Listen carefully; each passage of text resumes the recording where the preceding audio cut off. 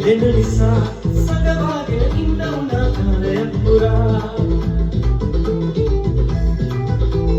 ඇත්ත උනා කිව්ව ගමන් ඉදිරි දෙන නිසා සඳවාගෙන ඉන්න උනා කාලයක් පුරා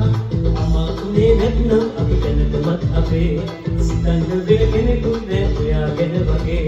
සිතන්න වෙන කෙනෙකුත් නෑ ඔයාගෙන වගේ වෙලාවකට හින්දි දිවේ කතාවක් වගේ චිත්‍ර කතා පත්තරයක සිතමක් වගේ වෙලාවකට හින්දි දිවේ කතාවක් වගේ චිත්‍ර කතා පත්තරයක සිතමක් වගේ අපි අපේම නෝනා අපි හිතමු ඒ වගේ අද වගේම හෙටනම් එක් කරමු එක වගේ අද වගේම හෙටනම් එක් කරමු එක වගේ